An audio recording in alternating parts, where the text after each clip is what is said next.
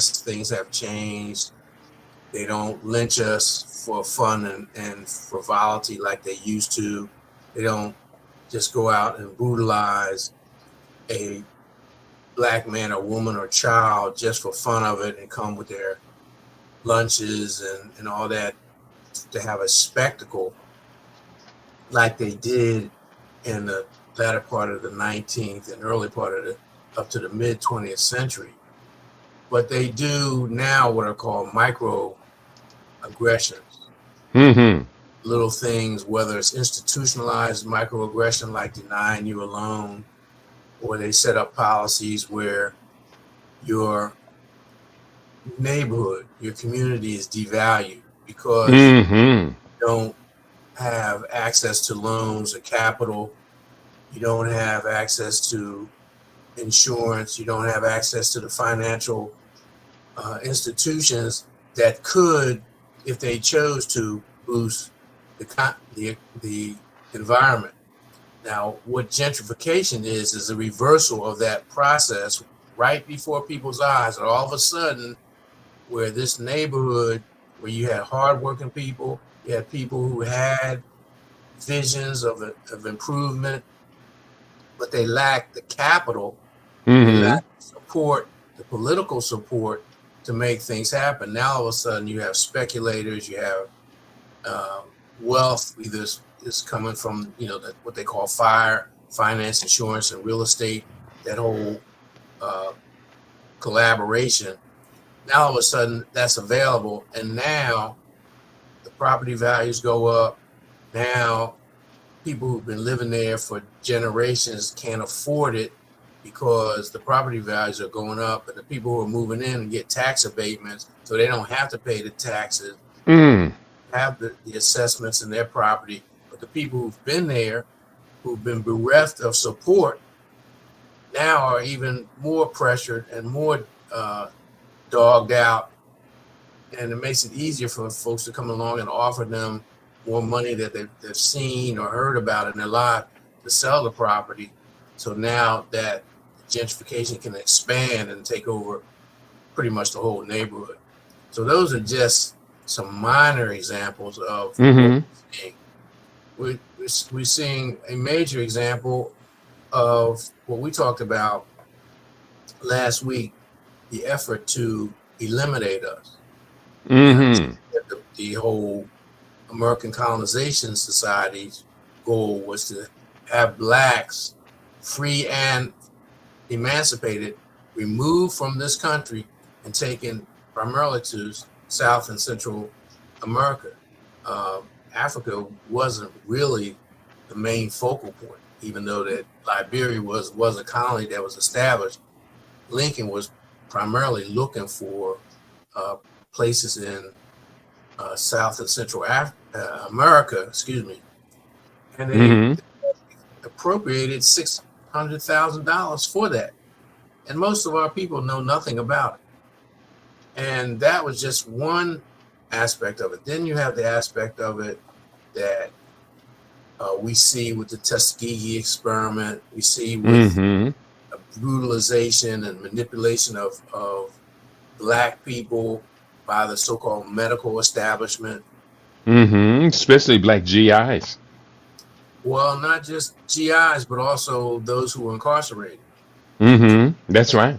They were a controlled population. So they did Mm. all of that. So all this is going on, and we have been dumbed down to the point where our critical thinking not only has been weakened, but also our understanding and grasp of history and our place in it has been taken away from us. Now, I'm not talking about our grand history as the progenitors of humanity on this planet and all the great, wonderful things that we've done as a people for millennia. I'm talking about just here in the world today, where African people are under relentless assault everywhere they find us. Just the same, we could say the same thing that Marcus Garvey said when he started out on his great mission. And Mm-hmm. travesty that we have not learned from that and built upon that. And all of that is deliberate. It's not organic. It's not something like people just say, "Oh well, it's too hard. I can't do it." No, they've done everything they could to undermine our confidence and our faith in ourselves, whether it's through ecocide, it's through poisoning, whether it's through just brutalization. And the main topic is fear. They use fear to keep us coward and kowtowed so we don't step up. Wow. Baba Junis, tell us what you really think about domestic Oh, affairs. well, that was light. That was lightweight. So, I mean, Mm, the thing is, it's so intricate and it's so that's right. well coordinated.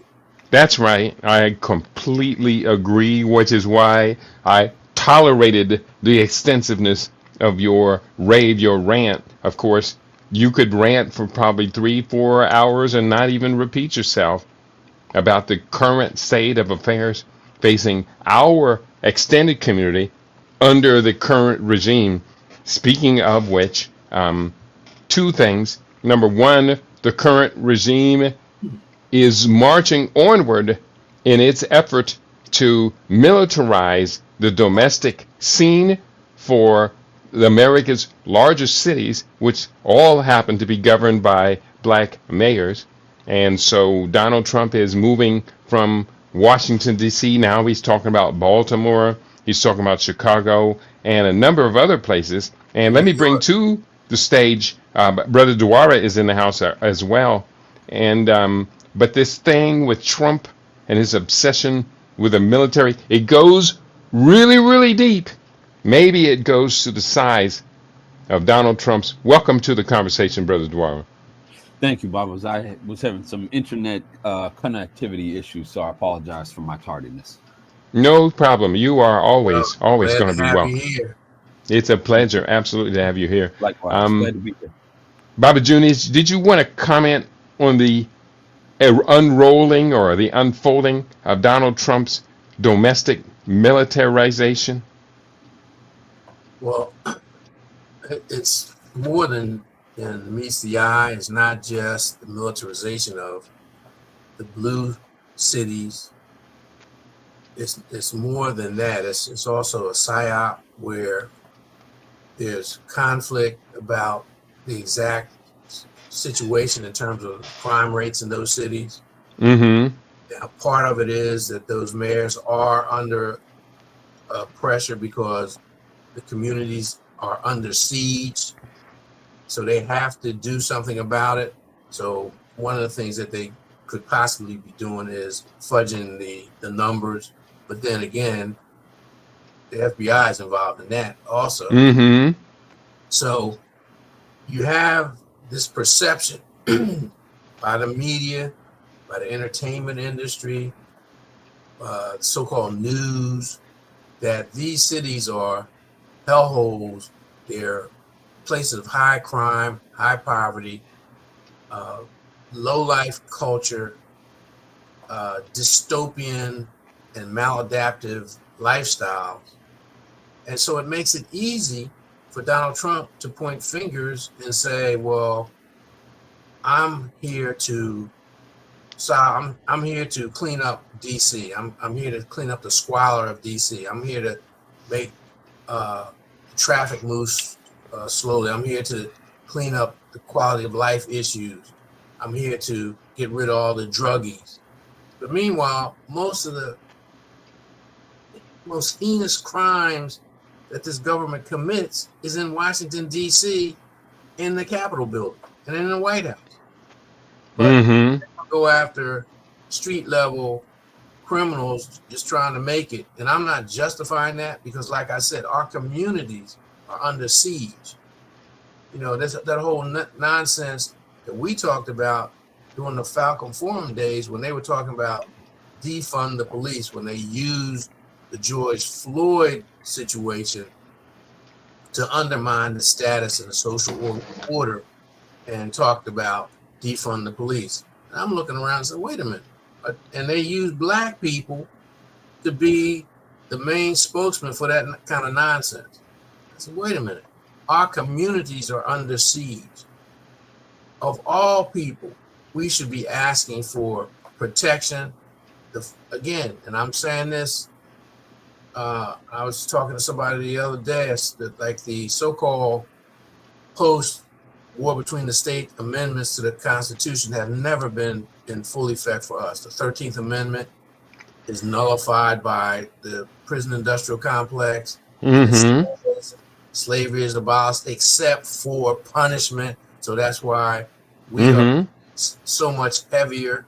That's why the uh, decisions that come down through the courts and the criminal courts are so lopsided against us, so that they can have the justification to put us in there, and they can siphon the labor from those criminals. The 14th Amendment, equal protection under the law, we've never experienced that in its totality ever. And the 15th Amendment, in terms of voting, we see all the machinations that are going on even now about that. So I'm just saying, wake up. Yeah, wake up. Brother Dwara, weigh in, please. So apparently Trump has said that Chicago will understand why the why it's going to be renamed the Department of War. Mm. And apparently 250 federal agents will be deployed, 140 police vehicles. So I agree with Baba Junius that this is just an extension of the continued slow creep towards total police state that we've seen. As I said, I believe last week, I understand that this is complex and nuanced in the sense that, yes, our communities specifically do have some issues, and as Baba Junius alluded to, a great part of that is due to what Baba Obachashaka calls the low intensity warfare that has been waged on our communities. And Baba Junius mentioned that we're under siege. I wholeheartedly agree with that. Trump has also talked about bringing back sanitariums. And there's a book by David McGowan that exposes kind of the inception and the origins of psychology and psychiatry in this country. And the whole use of sanitariums and how our people have been at the forefront of a lot of that psychological and psychiatric experimentation is very concerning. Essentially, though, I'm wondering if this whenever I talk about civil war, I want to make sure that I don't think it's going to be like the traditional civil war of the past. I think it'll be in pockets. I think it'll be in perhaps major metropolises here and there, spotted throughout the country. But I'm wondering, because Mayor Johnson has called for protection, I'm wondering if this is going to be a clash between the people and the military state, like we have seen in The Spook That Sat by the Door, which, oddly enough, filmed in Chicago. The Spook Who Sat by the Door. Oh boy, that brings us to a whole nother conceptualization of the potential of this to get out of control. And on one hand, America is absolutely in crisis. Baba Junius, you alluded to the fact that this does exist, but it's just in pockets.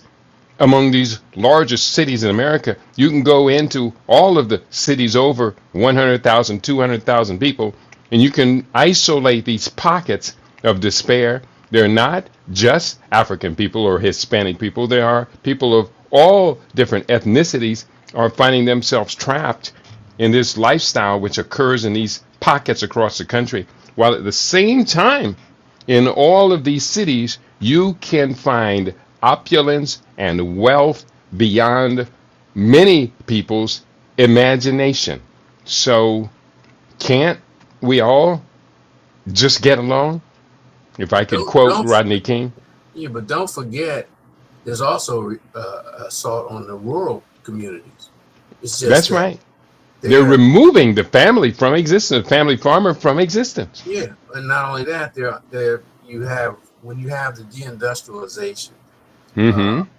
A couple of years, well, you had my father is from Southampton County, Virginia. Was from Southampton County, Virginia. My mother's Down there people, where Baba Khalifa lives. yeah. Oh, but he's on the other side of the county. He's over there near Franklin and Cook. Mm-hmm. My mother's people were from Caroline County, which is like around Fredericksburg and Port Royal and all that. Mm-hmm. In that area where my father's from, Southampton County, the next county, there's a county over Surrey County, and you have Smithfield. The Smithfield meatpacking plant was a major employer in that region. The Mm-hmm. Chinese bought that, but prior to the Chinese buying it, it fell on hard times and they laid off a lot of people. You go over into Franklin and Cortland, and that area. Cortland is the county seat. If you go over to Franklin, there are a lot of factories over there that have closed down. So that area has seen its share of industrialization, deindustrialization. Mm-hmm. And so, yes, there are towns, Suffolk is a town, Smithfield's a town, Cortland, all that. But the predominant area is rural. You still have farmers. Like you said, a lot of the farmers are scuffling to try to make ends meet. You have that whole centuries long problem of the black farmer not getting any support from the state, federal, or local government like their white counterparts get. And then you have the policies where a lot of these hospitals are going to be shut. I saw something, I forgot the state, I think it was Kentucky, that because of Trump's policies, they're gonna lose a lot of rural hospitals. So these people who have been duped by the propaganda, the MAGAites, just like the people who fell for the Obama hope and change mantra, which the people who created it won major awards in advertising and in the PR circles, just like Hollywood, and those people pat themselves on the back. Our people are suffering.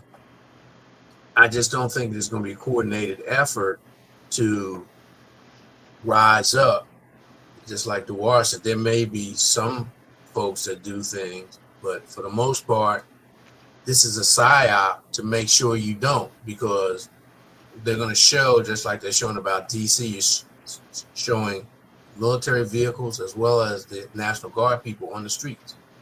And that's going to give people pause about rising up or being a major dissenter, because also what we're not talking about is this massive surveillance state network, which is Palantir, that's being put into effect by the very people that are hanging around Donald Trump, the billionaire bros, all the technology, I call them the techno thugs, who are coming up with all this software and technology that is designed to usher in a world that makes Brave New World in 1984 look like sandbox play compared to what their capabilities are going to be.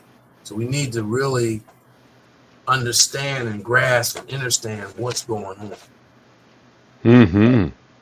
Dwyer, you want to build on that? Yeah, I wholeheartedly agree. I was going to mention that as well, that ultimately we cannot forget, as Baba Junius so eloquently stated, we cannot forget that the police state includes not just perhaps physical force, but also technological, or as I like to say, technological surveillance, which is being is already been doled out. I think I saw something recently about 40,000 cameras in certain sections of major cities that one could get captured on any given day, from doorbell cameras to intersection cameras and stuff like that. And so yeah, that surveillance aspect is a huge part of the police state, and it's oftentimes the part that doesn't get talked about and that isn't necessarily readily seen, because we're again on our devices, which also are forms of surveillance. Mhm. And I think the average person will be quite shocked, not only at what goes on behind the scenes in government, but also how much this surveillance creep is definitely encroaching. Mm-hmm. Well, dovetail on what Dwar has mentioned. You're talking about Palantir. He mentioned surveillance with the ring, the traffic monitoring surveillance. You're also looking at biometric data, medical data surveillance. You're looking at social media tracking and surveillance, which we've all have been subjected to. You're looking at location data with your devices and also drone data because more and more drones are being used for surveillance, not just by the police, but by uh, private corporations, the news media, and things like that to get closer to the action or the story or whatever. So what we're seeing is basically a surveillance society that George Orwell didn't even foresee because the technology is so advanced, and this is just the beginning. There's things waiting in the wings that they're ready to roll out as we speak. And all of this is reinforced by the notion, the thought that, whoa, these cities are being overrun by crime. I'd encourage you to look at the Katrina docu-series that's on Netflix and look at it not just from the impact it had on our people, but look at the impact of the policies that were generated. And specifically in the last, I think, two segments, particularly the Spike Lee segment, where they're talking about gentrification, which is really ethnic cleansing. And look at how that was facilitated by people outside of the city. Yes, there were compradors that took uh, part in it, but for the most part, you look at the legislators outside in Louisiana because of their disdain for New Orleans, because it's, as one of the persons on in the documentary said, it's an Africanized city. So Mm. uh, just look at that and then project that and extrapolate that on all these other cities that are happening, and keep it in mind it's part of a major site. Yeah, no, I wholeheartedly agree. I just found an article that I wanted to just quickly mention. I believe it's from the Solari report, the fast approaching digital control grid, a checklist of Trump administration actions to date. And then I'll just read a couple of sentences from the introduction, if I may. It says a digital control grid is an electronic network of digital telecommunication and information systems that allows individuals to be surveilled, tracked, and made subject to invasive controls applied to their financial transactions and resource use, such as electricity, food, water, transportation, compromising, if not ending, all human rights and liberties. Control grids operate with significant data collection and AI to apply social credit systems that can be dictated on a highly centralized basis. Last sentence. A digital control grid ends financial freedom, replacing markets with technocracy, a system run by rules created and maintained centrally by quote unquote experts. Mm. Good Keep in points. mind that's a follow-up to what they did last month about the Omni War. Right. So the one good thing about Catherine, she's always sharing what's going on, and it's it's a treasure trove of information. It's a subscription service. It's much like Salenti's Trends Journal or the old Kiplinger Report. But if you can afford it, I'd encourage you to subscribe to the Salary Report. Now you can go up on their website and see some things for free. You know, even some of my partial interviews or whatever. But it's a major source of information about what's going on. Number one, but number two, they offer solutions. All right. And let's just take a moment here and welcome in our listening audience. If you are joining us today, please do let us know where you are listening from. Juma is in the house, as always. Great to have you in the house, Brother Juma, listening from Los Angeles, Baldwin Village. Ed L. Mack, listening to us today. Greetings to the LIB radio family here from Charlotte, North Carolina. Queen Mother Kashiba is in the house. She says, Hotep, Trump's war on cities is just a prelude to his martial law plans. And Brother Shabaka, greetings, Mastermind panel, and to the LIB radio family. While I am a little reluctant to leave this topic, but I think we've hashed it out now for about close to a half an hour. I think we've pretty much gone into it. I think that the biggest news story on the planet occurred this past weekend with China's massive and incredibly coordinated military parade. Did anybody other than myself find this to be an absolute stunning event? Not only was it a stunning event, it was to commemorate their victory over Japan in the Asian theater. But they also invited other world leaders, particularly Putin. I believe the premier of India was there, and also North Korea. So you're starting to see an integration of that area. And I understand where you're coming from, Keedy, where they displayed some of their highest tech military weaponry. Mm-hmm. You can see in just the comments, it's almost like the West, their jaws have dropped. You know, just kind of thing. So shocked. And this is basically a game changer. So I want to dovetail on that.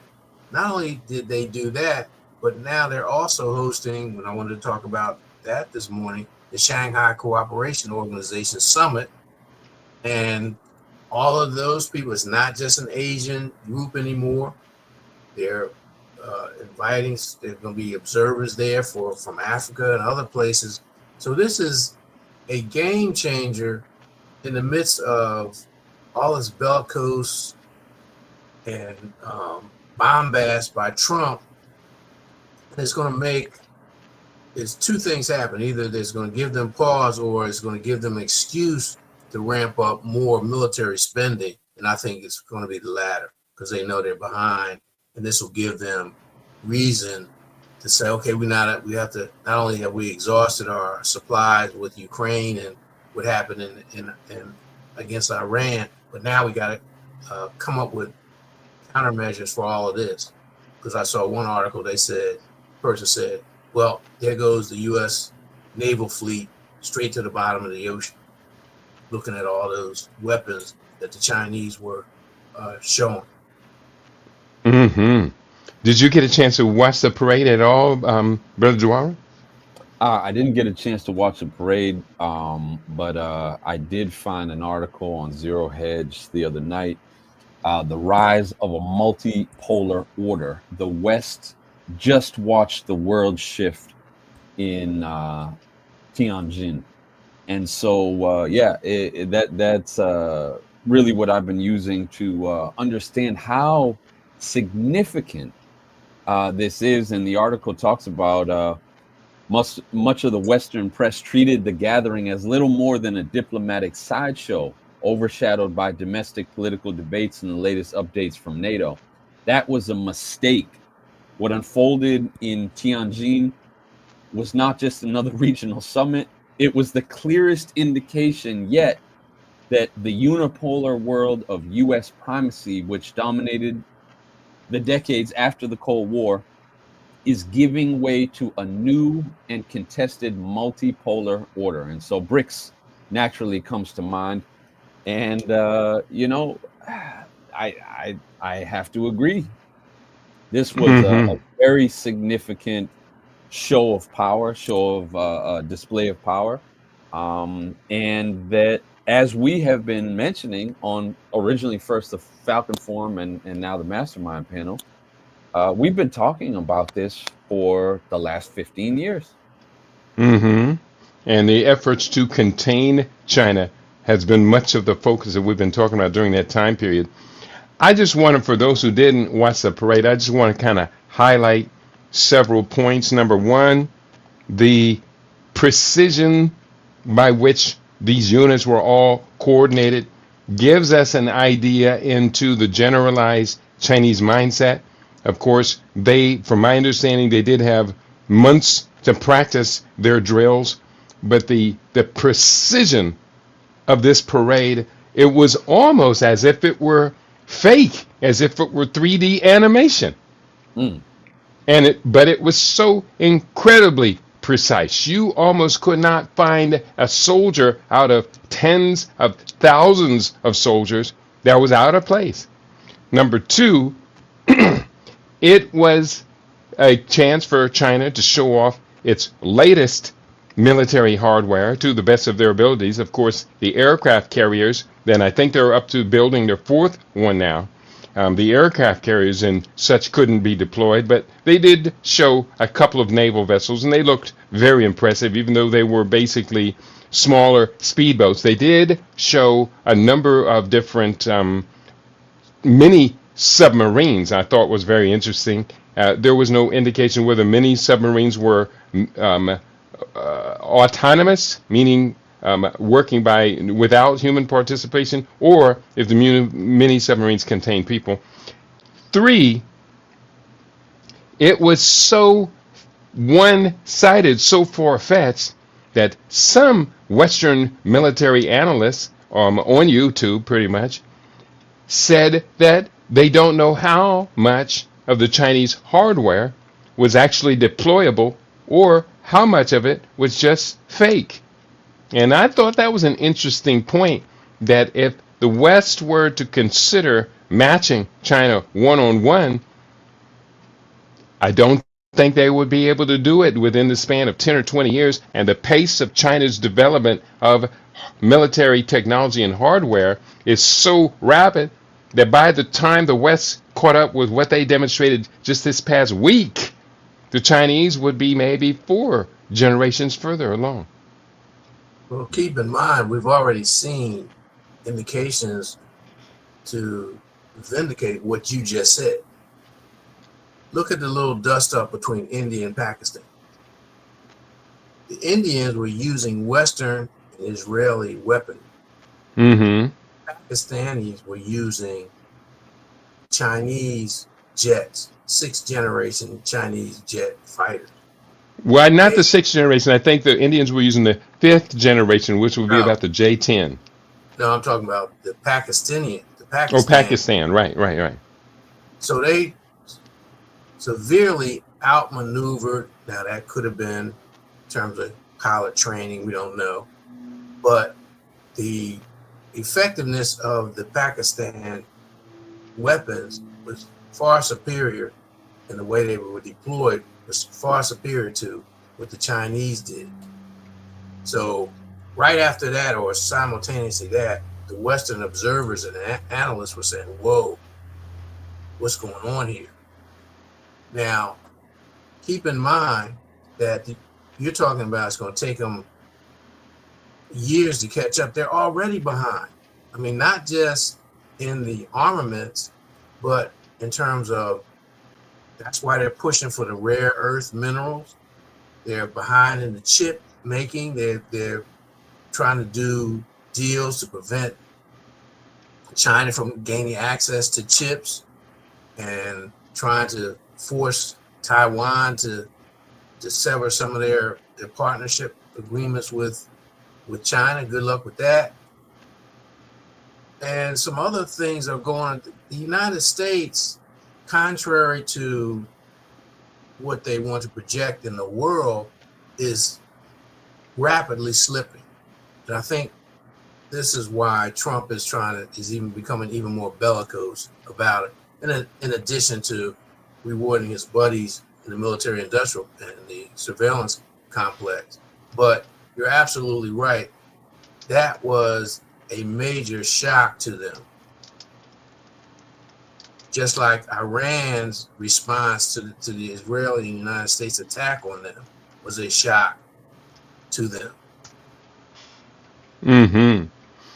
And there was also a number of videos, and it was kind of comical, direct comparison between the latest Chinese military parade and, of course, the Trump birthday military party. It was quite hilarious. The Trump military birthday parade, it's almost like everyone was clowning. Everyone was clowning. Maybe they were clowning as an insult to Donald Trump, but I would say they also clown the U.S. military system in the same process. And personally, the military system theoretically should be beyond politics, but the way that they clowned Donald Trump in that parade was quite notable. Well, let me ask you this. What do you think is going to be the short and long-term implications of Trump's purge of the military, where they're trying to get all these LGBTQ people out, all these woke folks out, and they're trying to recruit more hardcore military heterosexual white males into the command chain in the military? Ultimately, I predict it will backfire miserably, the same way after a weak jobs report, Donald Trump sacked the head of the reporting agency that compiled the jobs report. And then the next report was quite significantly worse than the one before. So it's crazy what's coming out of Donald Trump's mind. It's crazy what's coming out of his head. And it's crazy that that half of Congress seems to be going along with it. And it's crazy that the other half of Congress can't seem to put any brakes on Donald Trump. So, I mean, it's another subject, but it's the same subject. You know, it's going to be disastrous. Did you want to weigh in on this, Dwara?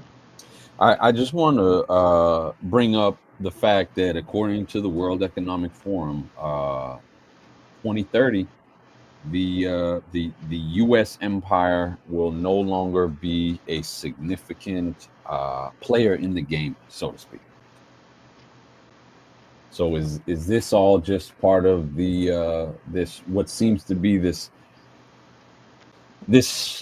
projected or predicted outcome of the downfall of the American empire? Well, they all know it's coming. The IMF has said on numerous occasions the debt is unsustainable. Mm-hmm. They know that just based on what they saw at the Chinese parade, they know that militarily they can't keep up. Right. The other thing too is that we have to understand that the ruling class, the ruling elite, is not monolithic. Yes, they share the same goal in terms of global domination, but a lot of their strategies and tactics are somewhat different. And there's a group that knows that the end is coming, and that's what the World Economic Forum, that Great Reset, is all about, because they know the economic system is about to collapse. Right.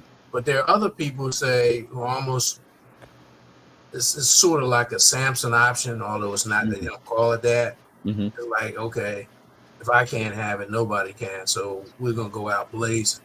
And I think you're going to see elements of that coming up, because if you look at what is happening and how Trump keeps flip-flopping, now he's giving Ukraine weapons and the okay almost to strike into Ukraine. And you see that's going to be disastrous.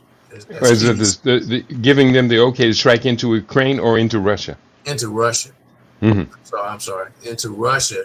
It's going to be a Wile E. Coyote moment. I mean, just it's Mm. it's just not going to work. And Europe is cutting their nose, as the old saying, despite their face. They're going to go along with it, and they're going to suffer. They're already suffering. The Nord Stream sabotage was good for the United States because now Europe has to get some of its liquefied natural gas from the United States. They're not getting it from Russia. But nonetheless, Germany, which was the top economy in Europe, is suffering as a result.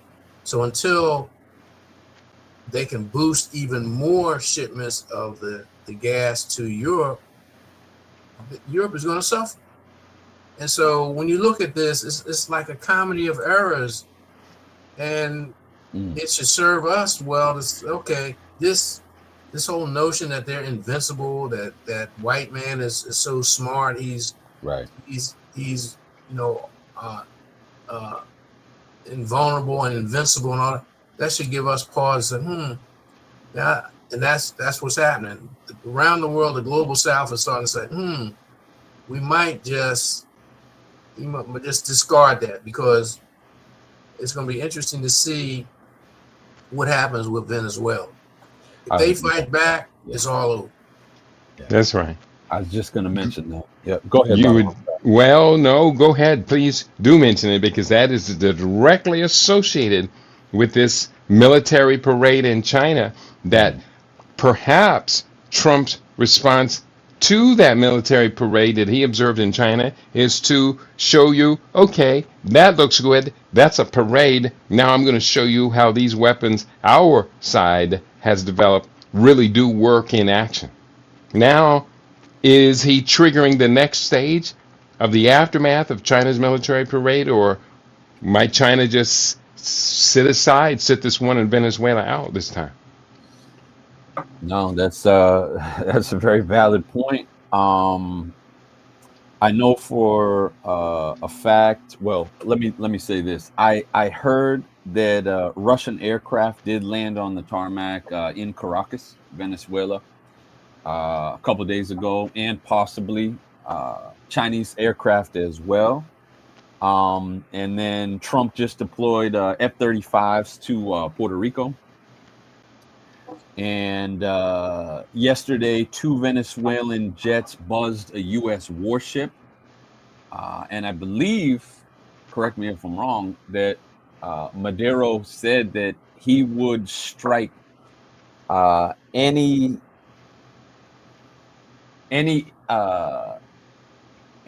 sea roving U.S. military vehicle or aircraft that came within the Venezuelan borders. So this is very interesting. And from what I'm hearing, it seems like what is under the guise of "quote unquote" narco terrorism is really perhaps the U.S. trying to create a Venezuelan regime change. Mm-hmm. Good points you make. A couple of comments in the chat on Rumble. We have Queen Mother Kashiba weighing in, talking about the attendance to the parade. She said only 2 African countries came to the summit. Why? Fear of assassins? Question mark. Or plain targeted? That may sound a little bit alarmist, but then again, we cannot forget what happened to the presidents of Rwanda and Burundi on the eve of that genocidal war. We cannot forget what happened to President Samoa Machel, one of the beloved socialist leaders of an African nation, with his plane was crashed, and it was likely crashed by the South African government using U.S. military assets. Don't forget, I think there was a crash involving Sudanese leaders That's prior right. to the bifurcation of that country. and they were And recently, another crash in Ghana of a helicopter carrying not the president, but many top leaders. And the president was supposed to have been on that helicopter. Mm. yeah. I mean, given that they being the Eurasians, Europeans, Euro Americans, have shown that they will do whatever it takes, including killing their own leaders in broad daylight. Mm. It Mm-hmm. makes sense when you consider the past almost 600 years of Western imperialism. Say that they will do anything, and they're likely. And one of the things that we forget is that the Chinese have not forgotten the Opium War. The Chinese have not forgotten how they were treated by the West during those 2 or 3 Opium Wars. That's So right. there's an old Chinese saying, "Get strong, then get even." So we're seeing them get strong, and it remains to be seen what they're going to do to quote unquote get even. Yeah, that's right. And as one looks deeper into the events going on in China right now, celebrating the 80th anniversary of the end of the Chinese-Japanese War, the Chinese have apparently not forgotten the Japanese for their gross treatment of the Chinese population during that engagement. While there are stable relations between the governments of China and Japan, nonetheless, across the population, the people don't forget so easily. Am I correct? Not only that, but you got to look at Japan as a not an ally, but a lackey, a lapdog of the United States.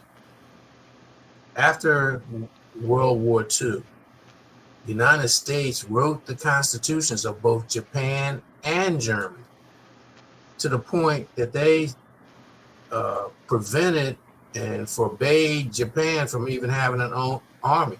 So the United States served as their protector and armor bearer up until recently, until maybe in the last 20 years, where they now allowed the Japanese to have more than just a token or nominal military force.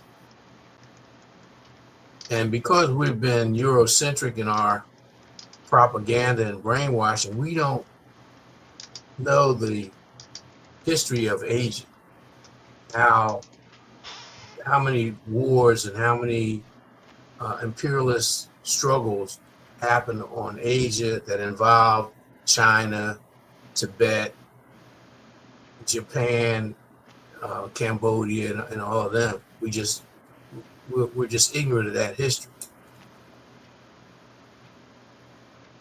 Mm-hmm. Well, hopefully we will be less ignorant after this program. We do welcome you, our listening audience. Join us in the conversation. We'd love to hear what you have to say. Your chats, your questions, your comments are all very, very important. And we're going to do the best we can to showcase as much as we can of what is on your mind today. I still kind of want to linger on this topic of this huge military parade that took place. But I guess maybe we've talked about it enough, because to me it was stunning. I watched it 3 or 4 times in different formats and different events. In fact, I did post it up in a chat on Rumble about a 3-4 minute breakdown of what that parade looked like and what it truly did mean. And it is possible that the Chinese could have had taken the time to fake some of the weapons that they rolled out on that parade. There was a rollout of the 6th generation Chinese fighter. I don't know if it was at this parade or recently rolled out. It was really quite stunning. It almost looks like a big wedge-shaped UFO flying, and it's pretty stunning. But it didn't go necessarily into too deep its tests.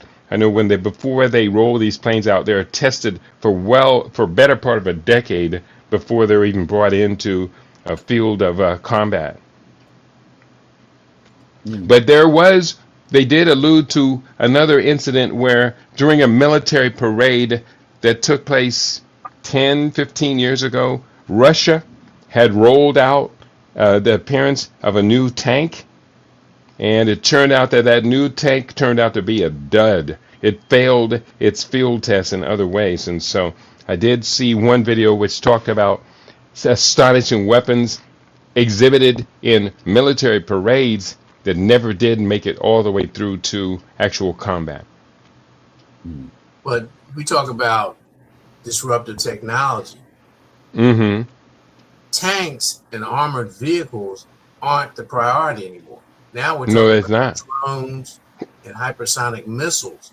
So where they had that setback, they've also regrouped, and Russia has hypersonic missiles, so does Iran, and so does China. Obviously, that is far superior to what U.S. and NATO have.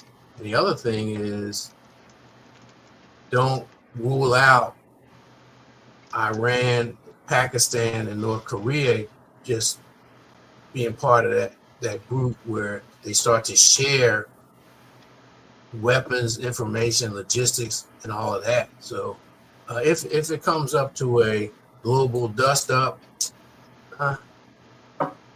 doesn't look good for Israel, NATO, the United States, and the Five Eyes.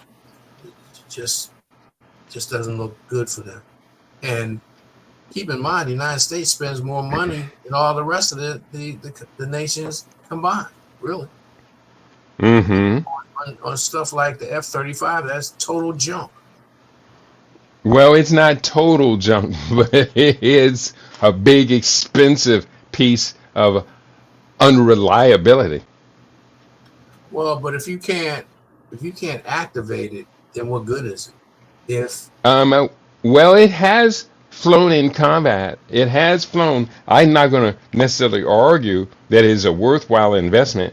It is grossly expensive. The cost of that one F-35 and maintaining it might buy you about 3 to 4 comparable jets if you're looking to buy from Russia or China. But what you're saying is what most analysts recognize. Mm-hmm. That the Russian and Chinese and maybe the Turkish and Iranian weapons are more cost effective, Mm-hmm. more effective and efficient than the United States.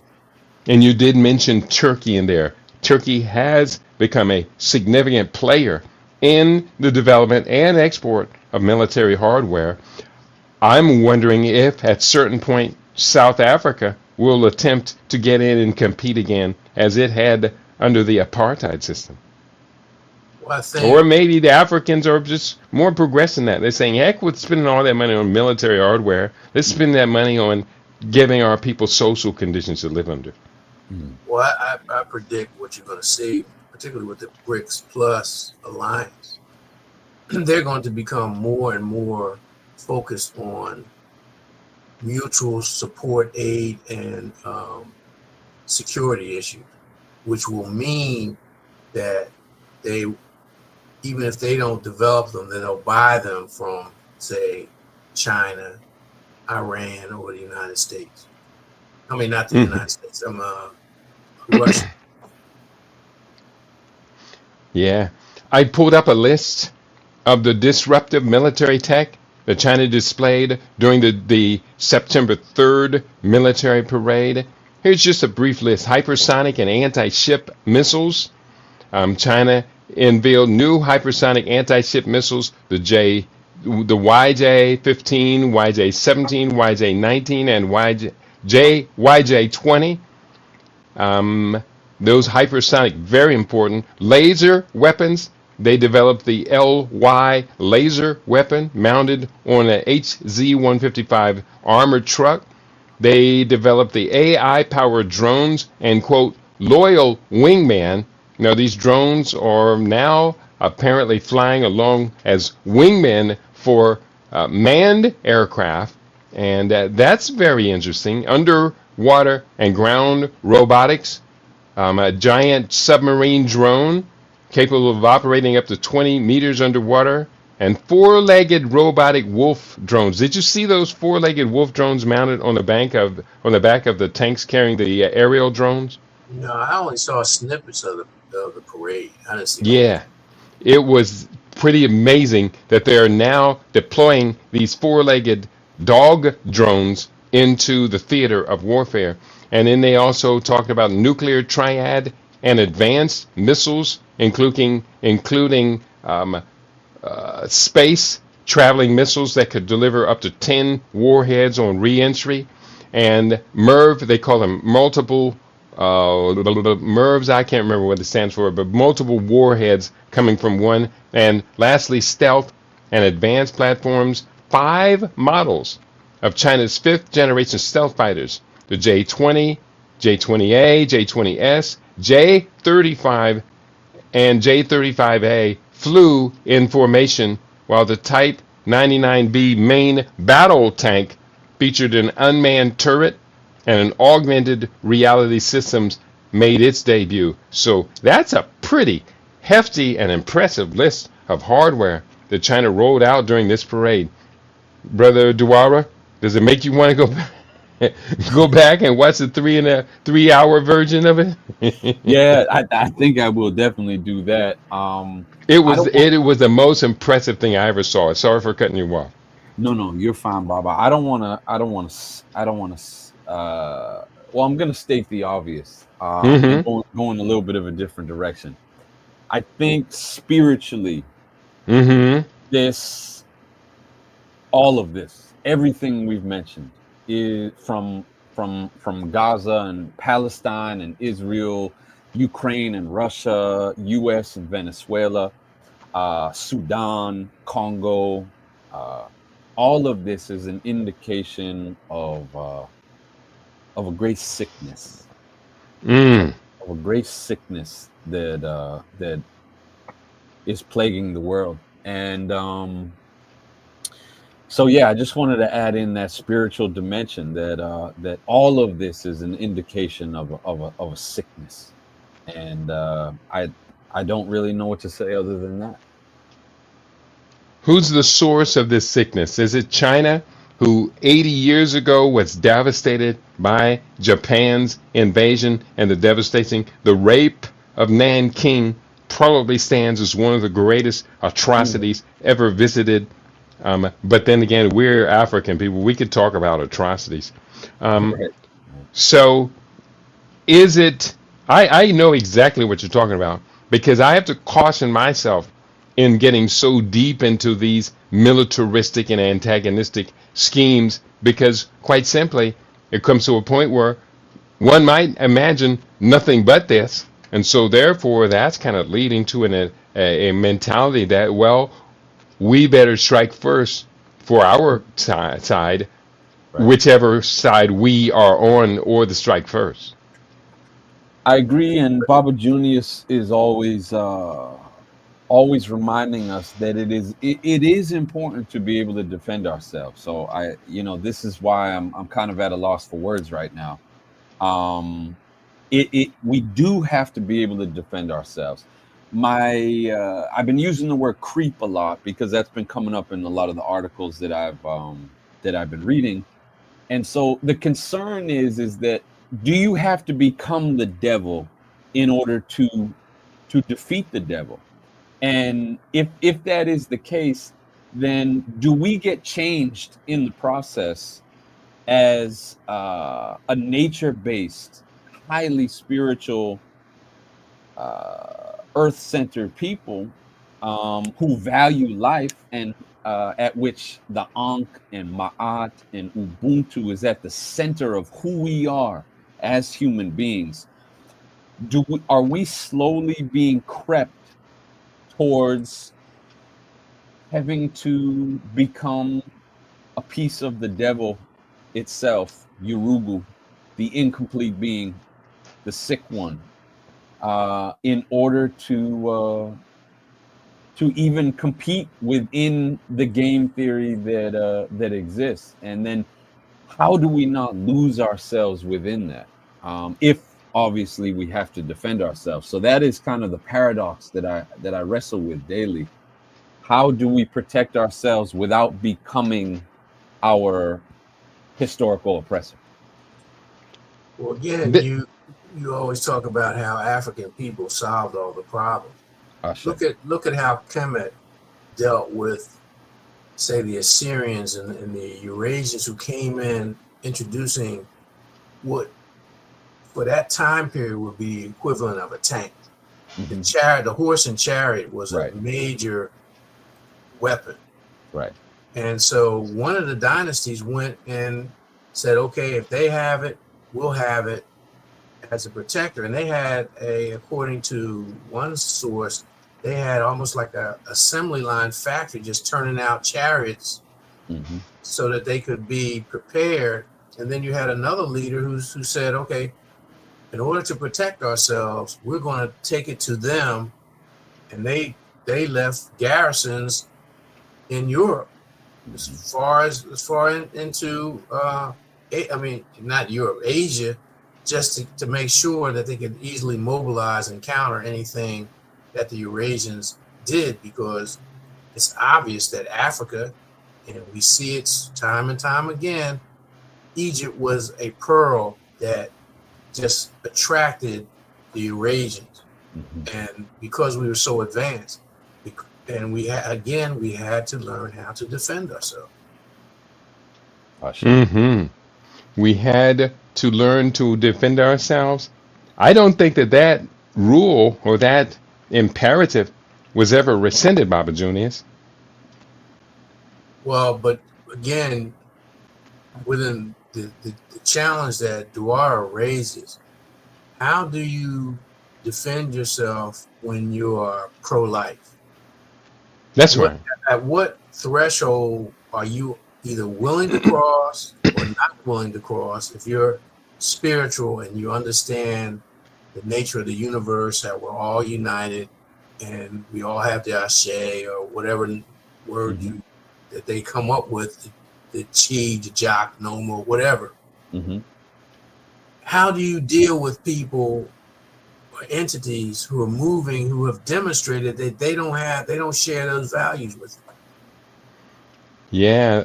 And then the last piece is one of the things that the Eurasians and later the Arabs and the Europeans did was they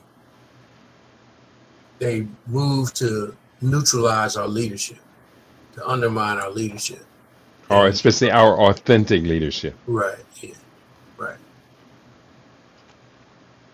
So at a certain point, authentic leadership in the form of the men, the elders, at a certain point, our grandfathers knew that if the elders decided war is necessary to preserve the life of the larger body, the village, the community, the nation, then the younger men would have to follow the orders of the elders and go into battle. Have we relinquished that as well, Brother Zwara? Yeah, I think so. I'm gonna take a radical turn for a second, if I may, and just say that one of the times I was in Kemet, I can't remember what temple it was or where it was. I believe it might have been in the Waset or the Luxor area.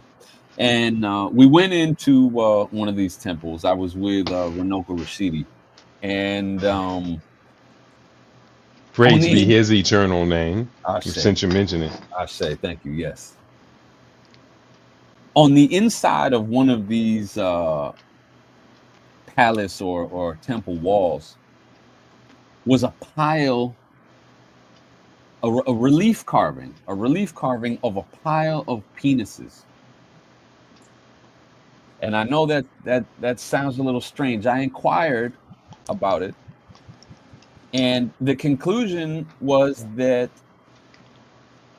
the Kemites, our ancestors, said, we're just going to castrate these people so that they can no longer bear future generations of adversaries that are just going to continue to attack us. So I agree that I don't think we ever have relinquished the notion that self-defense is important, and I think that one can adequately defend themselves, even viciously if needed, because at the end of the day, life and the preservation of it is so important. I bring this up to say or to suggest that sometimes a drastic solution is needed, and I can only think I can only sit here and think of Baba ancestor Kamal Khan Bond. Mm-hmm. You know, I have to Mm-hmm. be honest. At what point, Praise be his eternal name. I Mm-hmm. say, at what point is cancer left to just metastasize? Is at what point is cancer left to just spread throughout the whole entire body? We know that one of our ancestral practices was exile. If you couldn't behave correctly, if you just were off the hook, then be gone. You are kicked out. But because of globalization and because of technology, you know, the world is getting so much smaller, and so I'm just thinking, at what point do you just have to cut the cancer out? And I know that's a little bit of a statement, but at what point Mm-hmm. are we able to have posts of African life all over the world that are making sure that life is upheld? Because right now we have the opposite. And what if that requires, what if it demands more sacrifice on your team, who I'm perceived to be the righteous team attempting to correct this imbalance in the world? If the imbalance means that you have to lose 3 soldiers to take out 1 soldier, is it worth it then, or do we think of another strategy? That's a great point. I'm going to go Well, back to what Baba Junior said, that our ancestors have already dealt with these issues for 10,000 years. And so for myself, it goes back to trying to research and study and find and sankofa uh, those uh, those remedies. So maybe even studying the Mau Mau, studying the Kemetic military science, like Baba Junius mentioned earlier, and whatnot.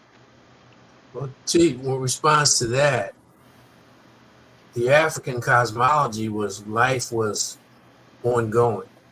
Mm, They didn't have the fear of death that the West had. true. The African people, the dissolution of the physical body was not the end. There was a Right. continuum. Oh, There was shit. an ancestral link.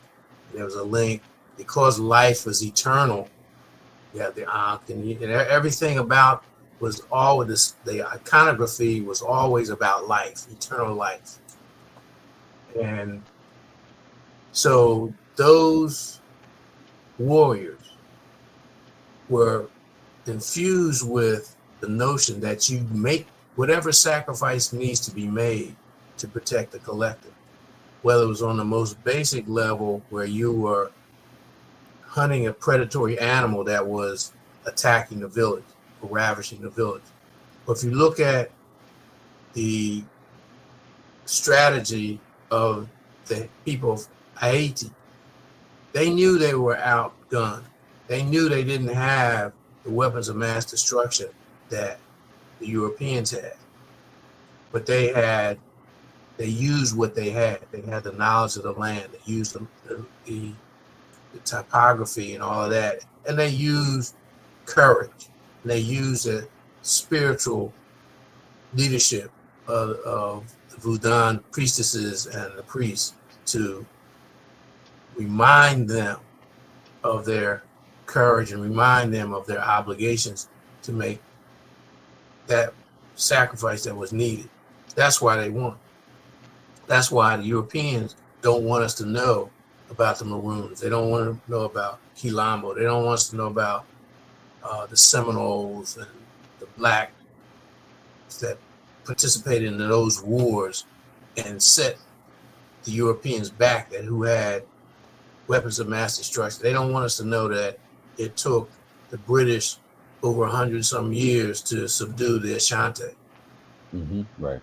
So again, part of our challenge is to understand and know our history, know who we are.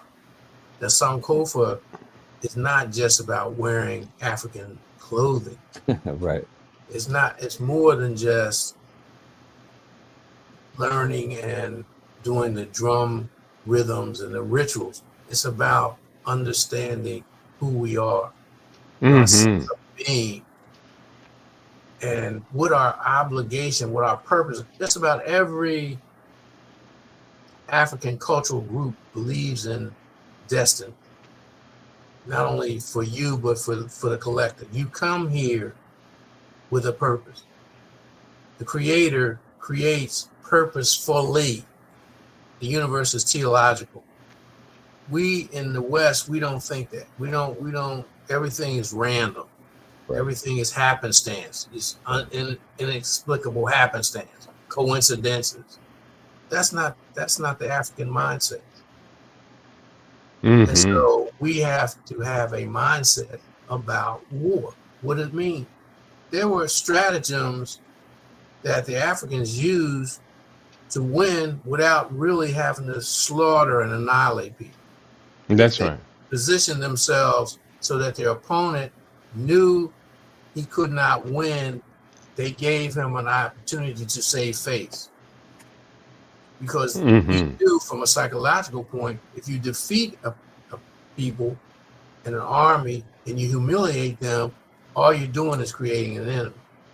And you're prolonging the conflict psychologically and emotionally, even if they can't come back physically until they're able. And to dovetail off of that real quick, in certain societies too, I know this to be the case specifically in West Africa, that if a king had caused enough trouble, if a king had created an abomination or gone against the people, or became in the gross injustices of power, an anti-life king, then not only would he be killed, but his son would have to commit suicide. And so what I'm trying to say is that we as Africans have always understood in the sense of justice, and whether that meant castration, whether that meant exile, or whether that meant that if you mess up, your progeny, your offspring are going to have to commit suicide, just so spiritually that virus doesn't come back again, or isn't left to fester.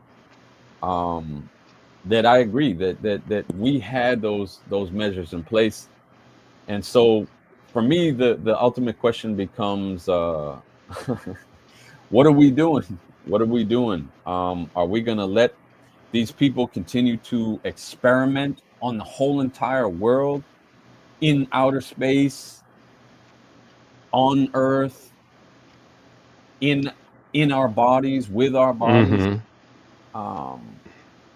Or are we going to figure out some sort of a solution? But I understand that we are not in a position even to save ourselves right now, let alone humanity, and that is the great frustration. Good point you make. Couple of comments.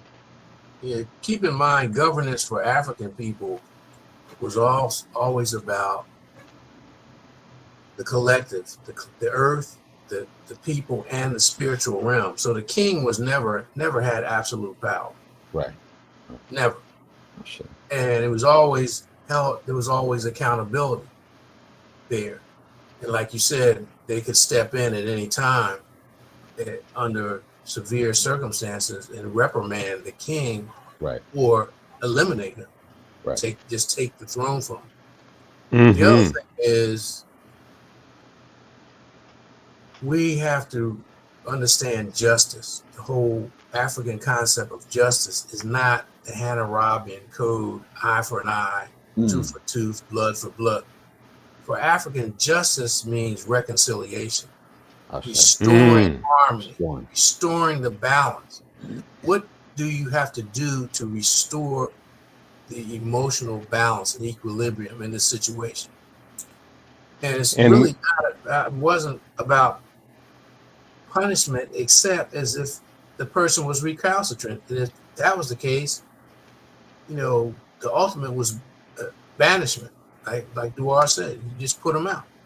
And of course, South Africa tried that with all sincerity in quashing this quashing this apartheid move of Israel over Palestine. And we can see the whole world turned its back and just ignore, not the whole world, but much of the old world, the colonial world, turned its back on South Africa, saying, you stay out of that. You stay out of the Ukraine-Russia conflict. You have no voice there. A couple of comments are in the chat board I'd like to share. Queen Mother Kashila is in the house. She says, U.S. is trying to convince Australia and Japan to join them in the advent of, and the statement ends there, but to join the Western or NATO coalition. They are asking Australia and Japan to join their coalition in the face of the BRICS coalition growing now to include far more than half of the world's population, as well as the BRICS now nearly half of the world's GDP. But when you consider purchasing power parity, it probably is more than half the world because everything's not so expensive in those countries. Did anybody want to comment on the U.S. convincing Australia and Japan, join my team, please? Well, both of them are already on the team. Like I said, Japan is really a protectorate or vassal of U.S. post-World War II, and Australia is part of the Five Eyes, and the Five Eyes are connected with the United States. So Canada, New Zealand, Australia, UK, and the United States are all part of the same thing. So it's just a formality, that's all. Did you want to comment as well, Dwara? No, I agree. I wholeheartedly agree with what Baba Jr. said. It seems to be just a formality, something that is put out there to maybe give the illusion that the U.S. is in a better position than it in reality is. And Ed L. Mack's comment duels just with that point. Is all of this saber rattling a sign that U.S. military might be challenged or being asked to sit back while other nations control the world? I think that's a good, strong possibility. Of course, the saber rattling is primarily Venezuela. There's also talk about Taiwan. I think the idea after this military parade, Taiwan, the West is going to, if they cannot convince the Southeast Asian countries, Philippines, South Korea, Japan, and Singapore, Malaysia, if they cannot convince them to side up and back Taiwan, U.S. is out of the idea of retaliation if there is a Chinese attempt to take back Taiwan, which from one report that I just recently heard, China is planning by 2027 military be prepared to go take Taiwan back. The problem with that is the United States, the military, and it's also agencies like RAND and a couple of other think tanks, quote unquote, they project that the United States ultimately will go to war with China. The problem is when they war game, China always wins. Well, to say China will win 90% of the time, the other 10%, if the United States win, it's at great loss and great cost. And so I think this latest display of Chinese weaponry will even tip the scales further on the side of the Chinese. So yes, when you look at it, the United States is wargaming. They're talking around like 2030 or so. Uh, and again, the ruling class is not monolithic. So there are some people who are saying these people are crazy. You need to back up and regroup. But I just don't see them winning. I think China has the incentive of the opium wars on their side. Mm, yeah. And that long-term karma dealing with the opiate wars.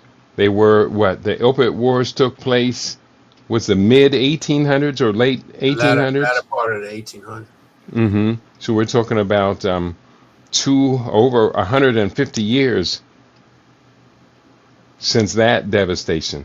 Or was it over But 150? they Don't also ask me to think saw, about numbers right now. but they also saw how the United States operated. Remember, Admiral Perry and gunboat diplomacy, Mm-hmm. would to try to open markets in Japan and parts. Mm-hmm. So they're aware of the nature of the entities that they're dealing with. That's why they built the Great Wall to try to keep them out, but that didn't work. Mm-hmm. Did either of you Baba see the Zero Hedge article that was posted today?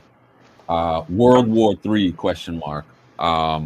French hospitals told to prepare for a major military engagement within 6 months. Yeah, And they're talking about 2026. 2026, yep. And the letter allegedly states that between 10,000 and 50,000 people are expected to be in hospitals. But that in presumes that it's going to be close by, meaning that it's going to be a European theater. Exactly. Yes.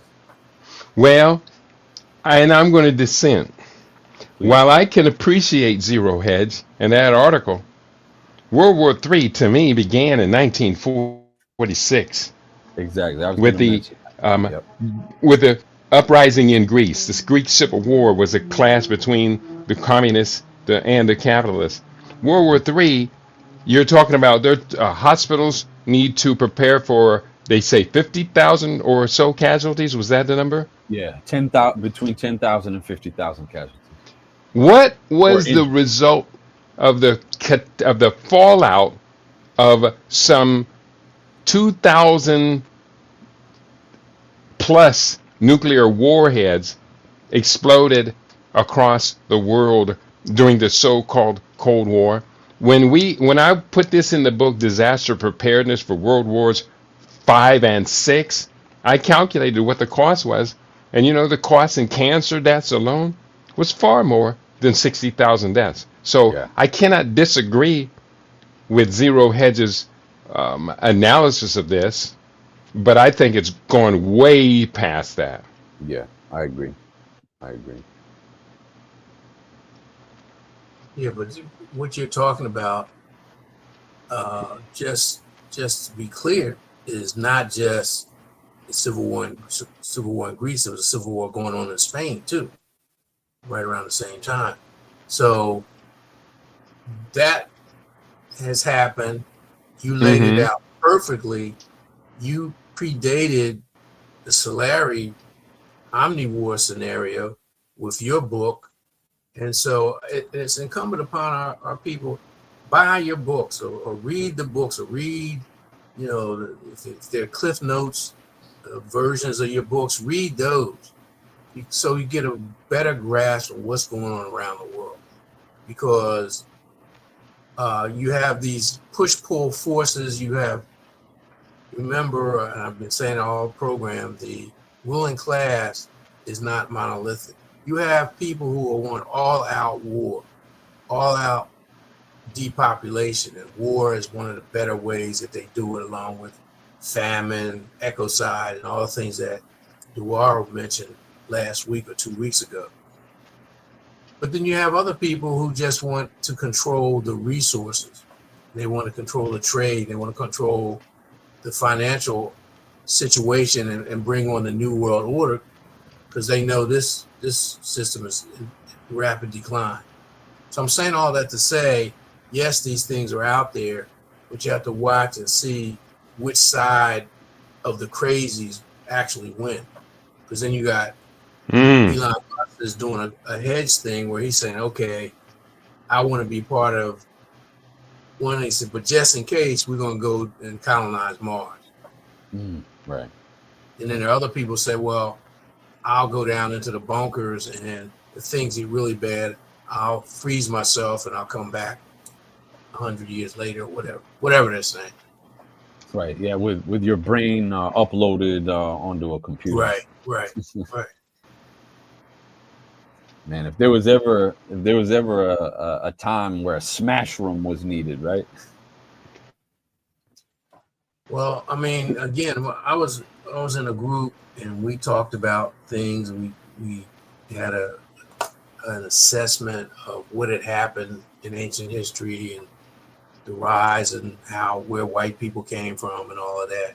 Mm-hmm. One of their statements was they're getting progressively worse.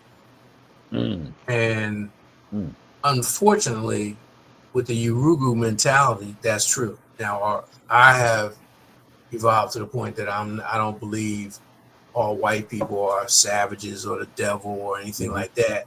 Mm-hmm. They've just been mis-socialized.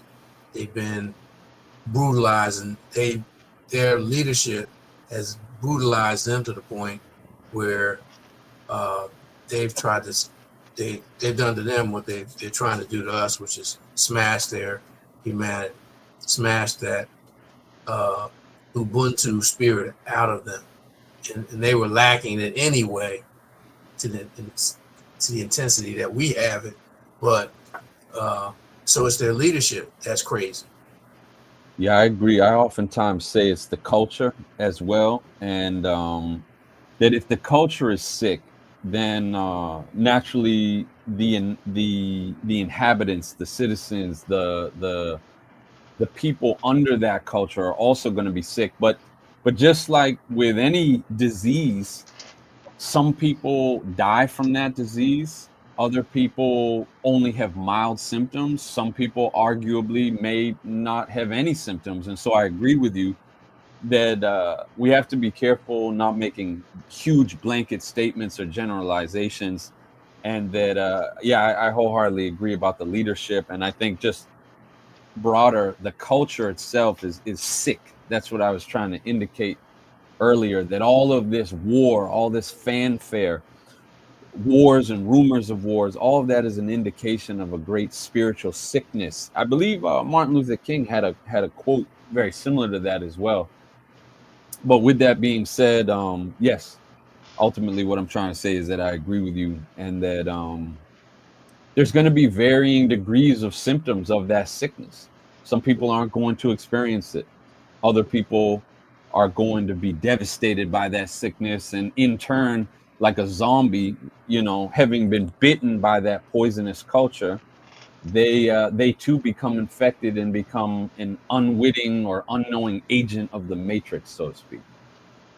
Also, let's not forget, and you can look this up on your browser, the vast majority of Europeans and Eurasians have Neanderthal blood in them because they inbred with the Neanderthals, and they say sub-Saharan Africans are the one exemption of that. Right. So that's also another explanation of what's going on. Well, let's see what we can do to predict what might be ahead. There are, of course, still other stories happening in the world we can touch on. I was just putting together a number of different things for today's conversation. Donald Trump, as we know, has been patting himself on the back, saying, "Somebody please, I deserve a Nobel Peace Prize." Well, from the African continent, the U.S. Kinshasa Rwanda handshake deal appears to not have been much more than just that. The headline from allafrica.com, Congo Kinshasa, all parties in the DR Congo are committing violations, says new UN report from allafrica.com. A new report has found that all of the parties in the DRC Congo provinces of North and South Kivu have committed serious violations of international humanitarian law that may amount to war crimes and crimes against humanity. A human rights report published on September 5th found that since late 2024, gross human violations have been committed by M23 rebel forces and Rwanda forces, as well as the Congolese armed forces and affiliated armed groups. So apparently Donald Trump's Nobel Prize is going to have to wait another few months or so, because that deal that his administration was supposed to have brokered there didn't seem to have much effect. But did anybody see any snippets or see any of the Senate back and forth between the senators and Robert Kennedy? Yeah, I saw that. No, I completely missed that. I was preparing food for this weekend's gathering. Tell me, what did I miss? You missed they just ganged up on Robert Kennedy and tried to bum rush him, bogart him.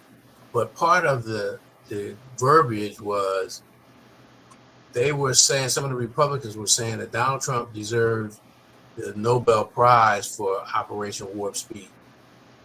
And in the midst of all the attacks on him, Robert Kennedy agreed with him.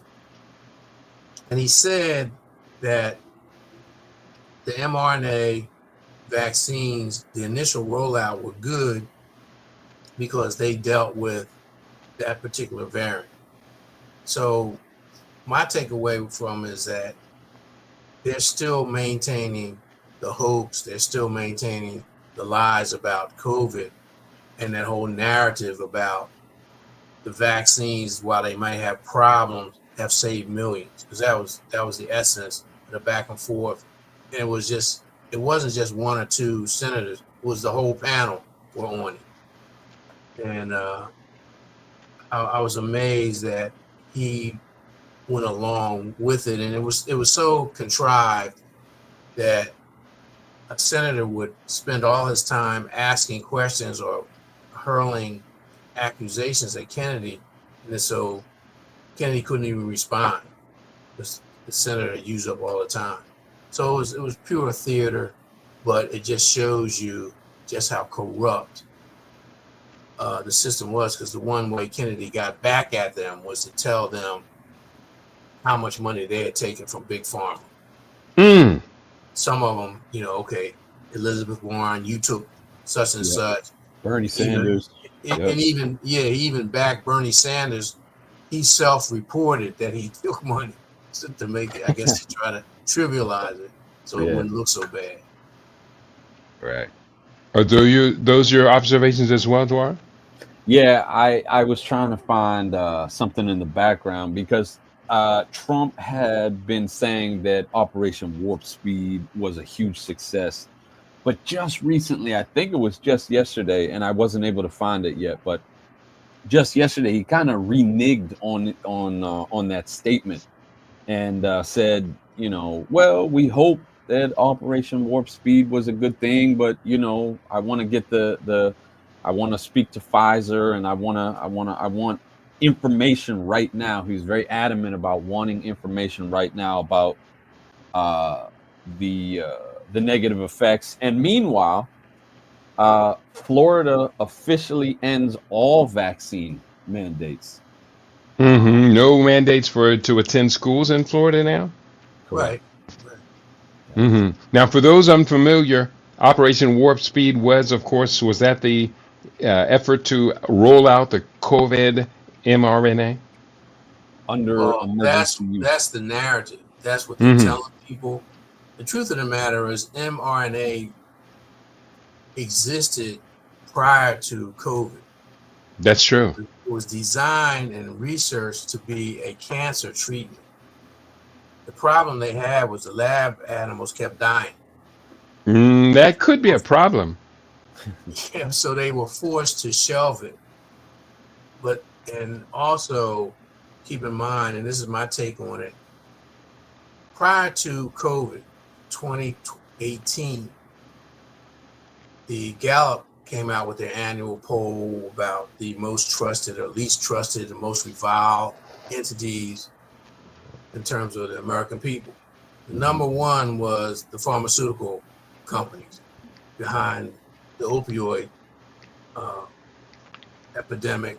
Was that the most trusted or least trusted? The least trusted, the most distrusted, mistrusted entity was pharmacy. Second was the media, and third was Congress.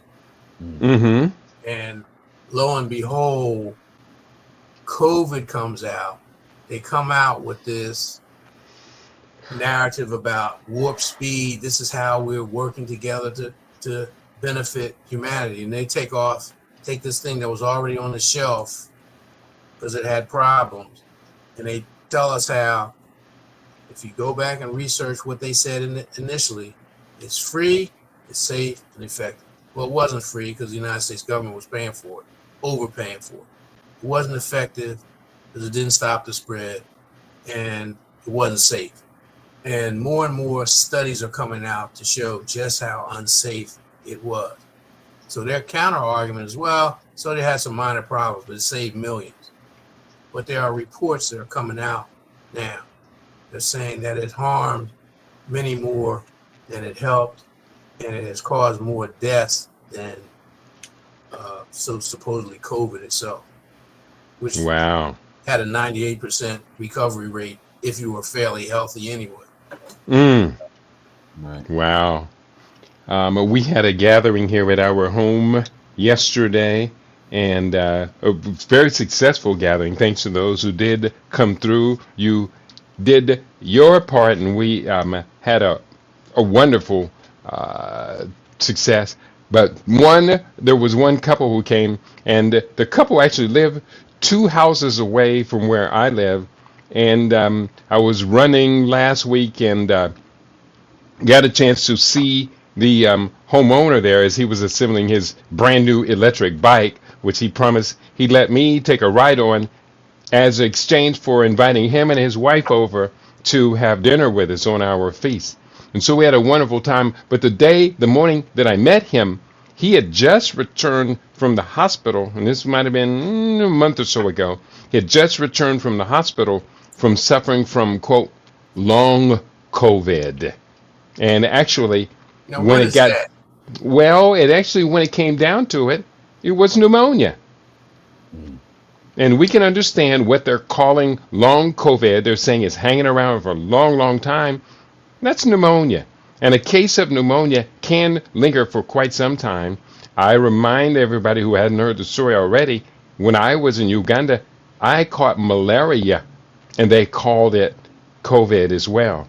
Now, malaria can linger for 10 weeks or more, which in this country, that would have put me as a quote-unquote long COVID case, except for I was able to recover my tool set on about the 4th or 5th day, when actually one of my friends in Uganda got a blender and blended up my rocket fuel from my recipe book and brought it to me while I was in the hospital. And I got out of the hospital about 24 hours later, and then I said, I got it from here.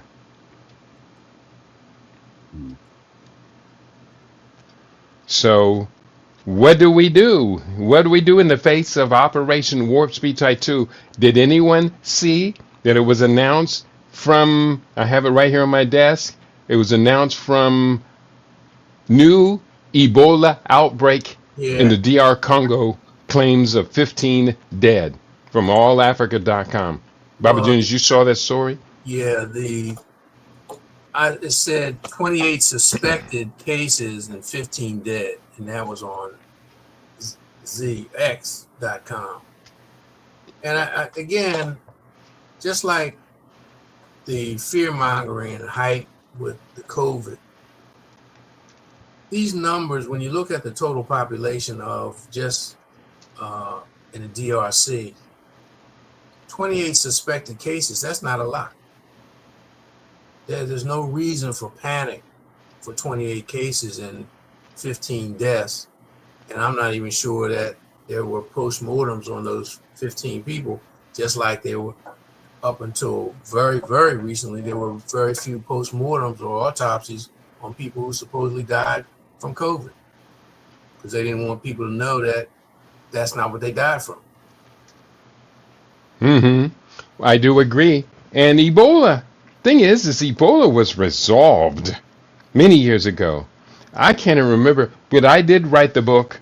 Originally, the book was called Ebola, America, and the New Scramble for Africa.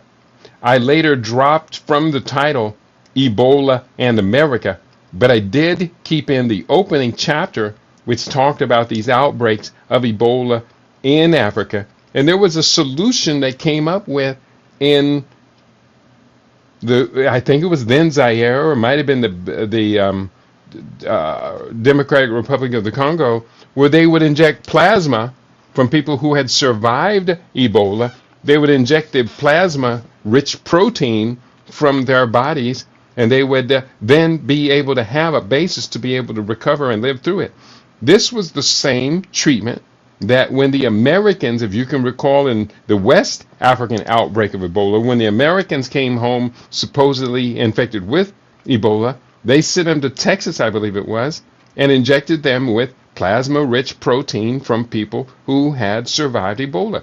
So might it be that the Ebola or some strain of it might be then launched as the new major outbreak for which the world will have to stop everything it's doing and deal with this next pandemic?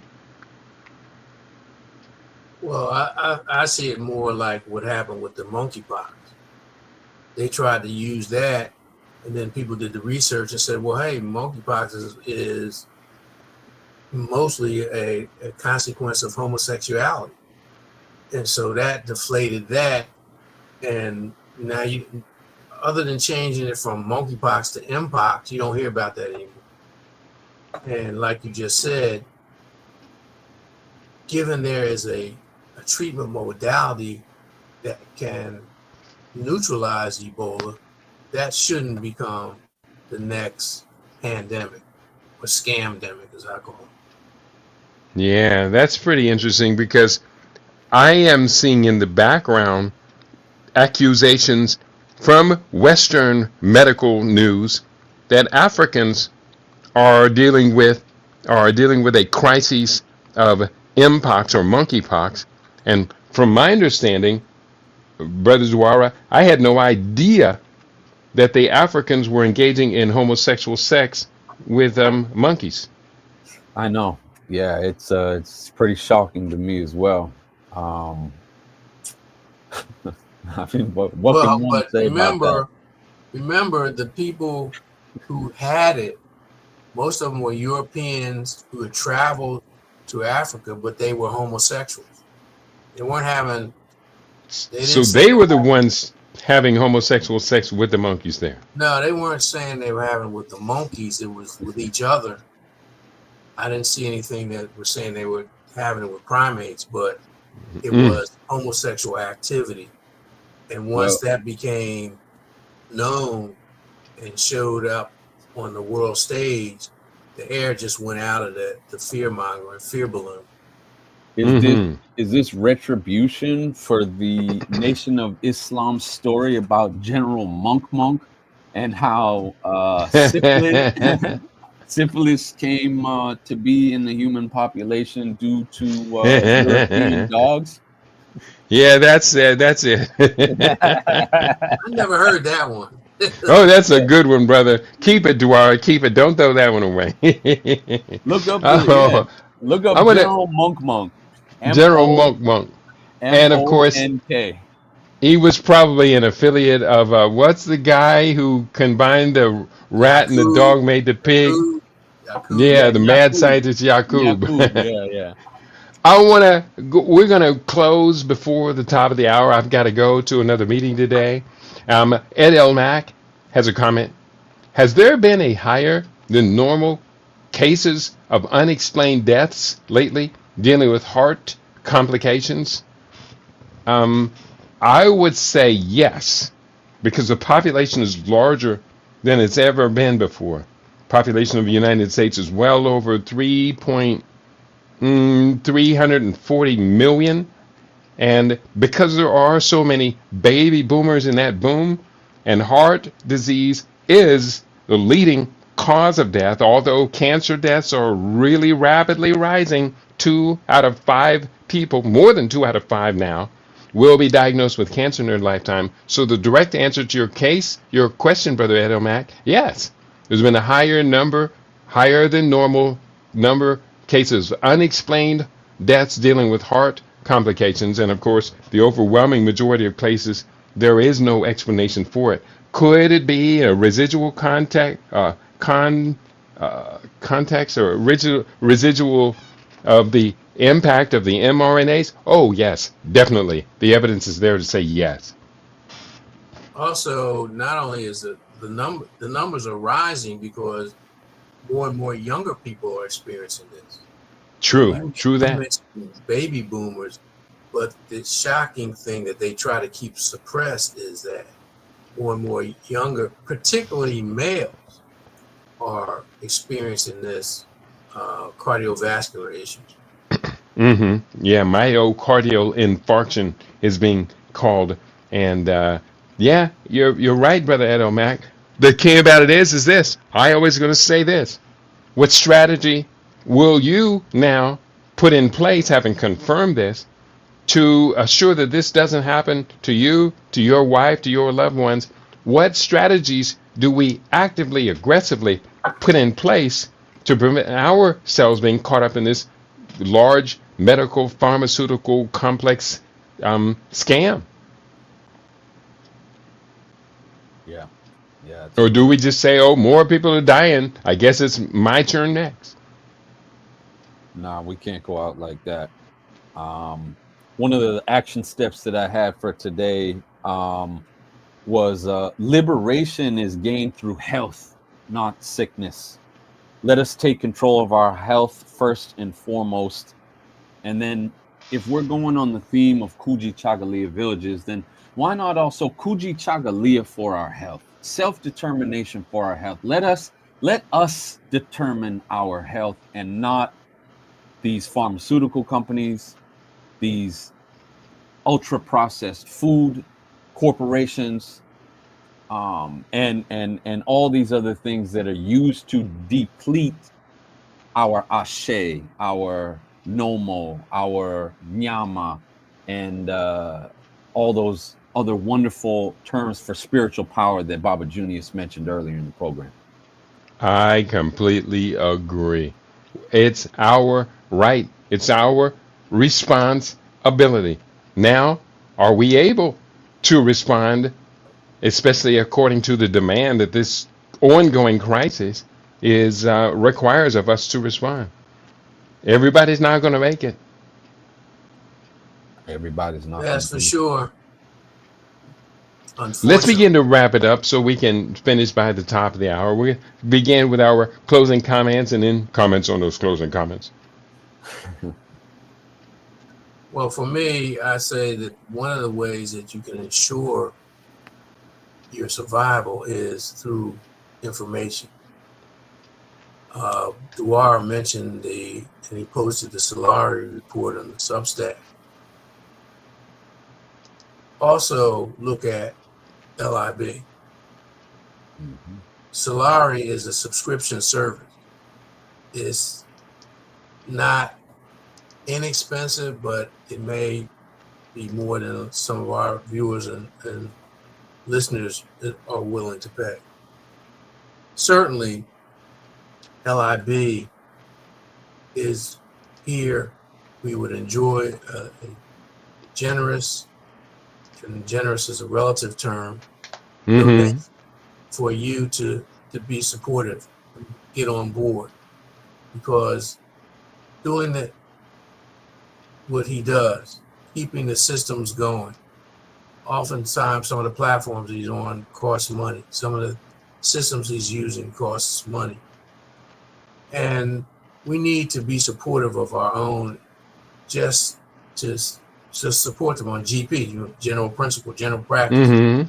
Support. So take some time out, do some introspection and ask yourself, what can I do, or what kind of sacrifice can I make to keep LIB on the air, thriving well into 2025 and into the balance of this decade?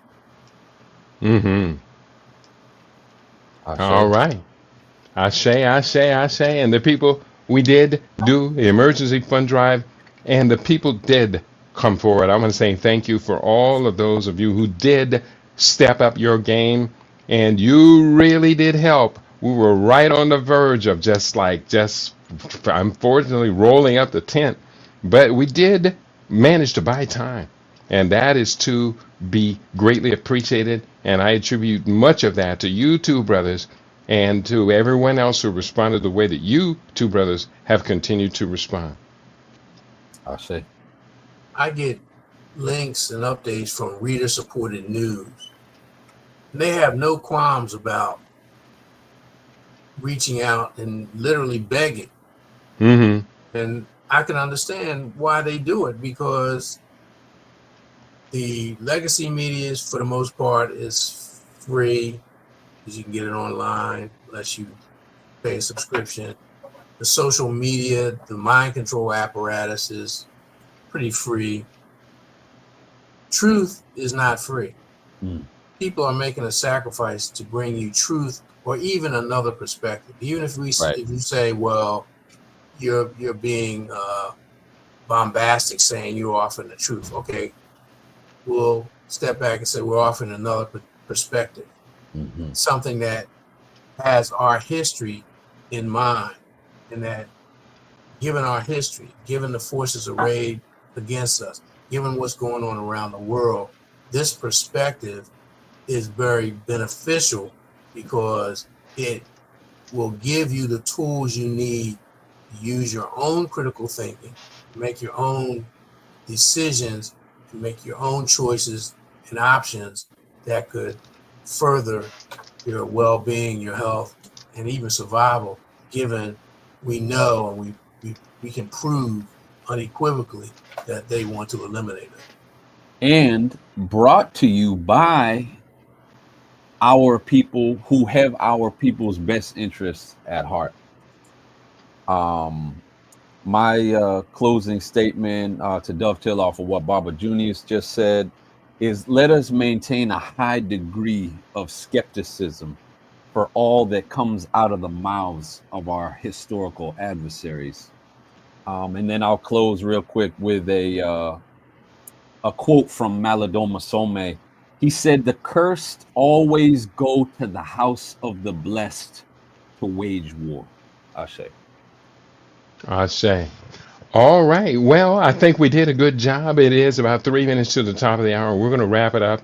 I want to thank you all for your contributions to the show today. Everybody who put up notes for us to read on the air in the chat board, we do appreciate you. Ed L. Mack, your question stands as the last question. Thank you, Queen Mother Kashiba.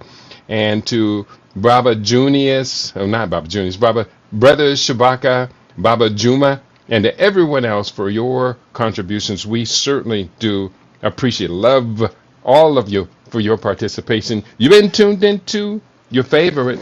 We aim to be your favorite. We are LIB Radio, LIB TV, and livinginblack.com. And on that note, we got it all in, guys. We did a good job today. And we didn't even have to use our AK. Peace and prosperity to each and every one of you on your favorite LIB Radio, LIB TV, and on livinginblack.com. Peace, everybody.